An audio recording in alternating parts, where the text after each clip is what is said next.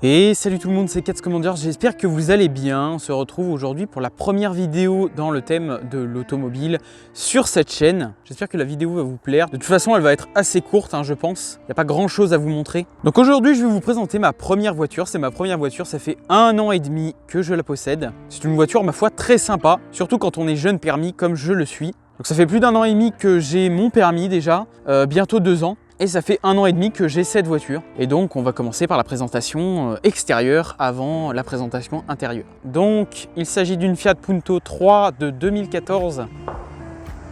Il y a eu un coup de feu. Ici c'est une Punto 3 phase 2, non pas une phase 1 et non pas une phase 3. La phase 3 étant l'Evo, ce n'est pas une Evo. Ce n'est pas une phase 1 non plus. On la reconnaît surtout grâce au feu ici,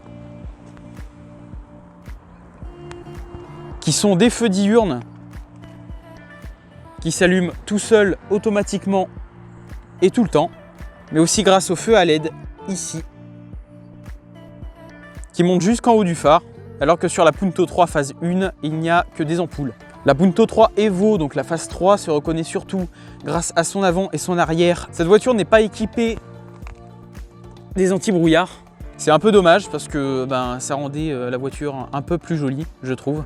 Les enjoliveurs, vous l'aurez remarqué, ils ont été changés, c'est pas des enjoliveurs d'origine du tout. Je les ai changés parce que les enjoliveurs Fiat que j'avais sur cette voiture étaient non seulement dégueulasses, ils étaient aussi, comment dire, un peu cassés, un peu abîmés. C'est-à-dire que c'est une voiture de 2014, mais elle a quand même beaucoup de kilomètres. Si vous retrouvez le logo Punto, que vous retrouverez sur la phase 1 juste ici, et non là.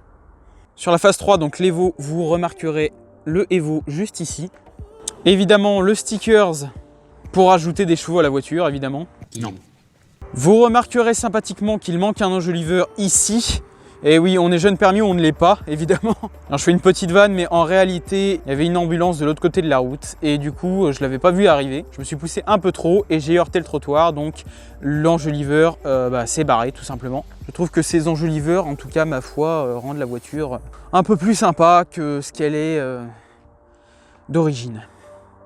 On passe sur le moteur de la voiture, donc c'est un multijet 1,3 litre de 75 chevaux diesel. Il y avait plusieurs motorisations sur cette voiture, il y avait aussi un moteur diesel de 68 chevaux. Mais ici c'est un moteur diesel de 75 chevaux. Il y a aussi la version 90 chevaux essence et 120 chevaux essence. Hélas, on ne les a pas trouvés et pour ce prix-là, on n'avait pas mieux. C'est basiquement un moteur qui marche bien, il est fiable en tout cas, j'ai constaté qu'il était plutôt fiable, malgré son nombre de kilomètres assez élevé. Il faut savoir que c'était une voiture de société, donc elle a toujours été entretenue correctement.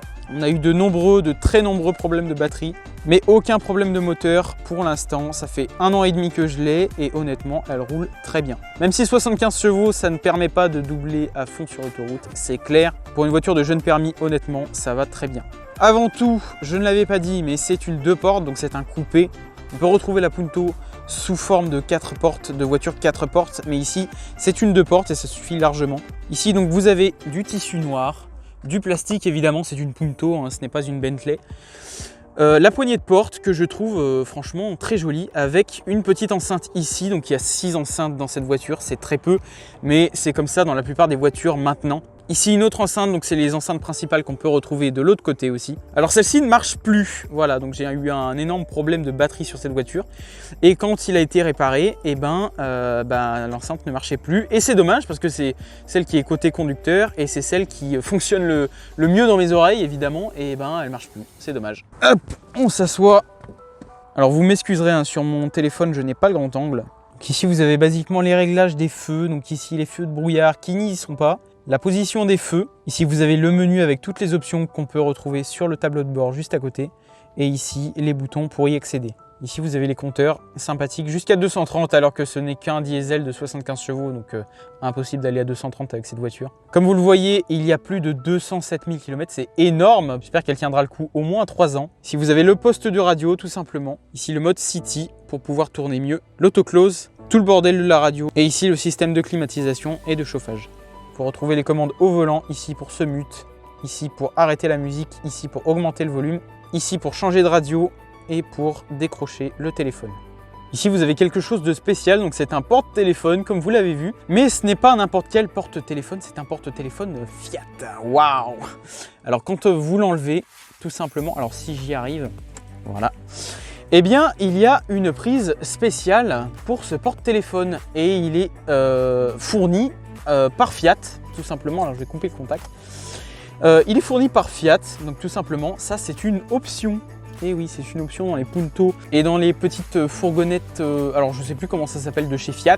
Donc c'est une option, c'est pour pouvoir brancher, et bien tout simplement, ce magnifique porte-téléphone, voilà, qui ne sert pas à grand chose, donc c'est pas une prise spéciale, enfin c'est vraiment juste pour le poser, c'est pas pour le poser justement sur les aérations qui sont juste là. Vous faites ça, et puis hop, il est branché, et c'est tout. Alors pour 80 balles, ça en vaut pas du tout le coup, je vous l'accorde. 80 balles, c'est énorme hein, pour ça. Mais bon, écoutez, c'est comme ça. Hein. Ici, on a une boîte de vitesse 5 rapports manuels. Et ici, vous avez un port USB juste ici. Hop. Vous pouvez brancher. Vous avez évidemment 3 places arrière. Alors, si ça veut bien faire focus, vous avez évidemment 3 places arrière. Il y a de la place. Honnêtement, il y a pas mal de place. Donc, pour trimballer des amis, c'est parfait. Certains me diront que c'est une voiture pas forcément formidable. Et je vous l'accorde, c'est pas une voiture extraordinaire. Et pourtant ça change d'une Clio 3 habituelle et honnêtement j'en suis pas peu fier. Aucune rayure, aucun cabossement. Ça fait 1 an et demi que je l'ai et toujours pas d'accident. Mais ça évidemment c'est parce que j'ai trop de talent. Non mais non, c'est pas ça. Dans les prochaines vidéos je serai accompagné de personnes, voire tout seul si jamais je me fais prêter des voitures d'exception. En tout cas j'espère que la vidéo vous aura plu. N'hésitez surtout pas à me dire ce qui va et ce qui ne va pas dans les commentaires. J'en suis friand, vous savez très bien depuis très longtemps que je les lis tous et j'en serai ravi. Je vous laisse sur ces images, c'était Cathy Monger.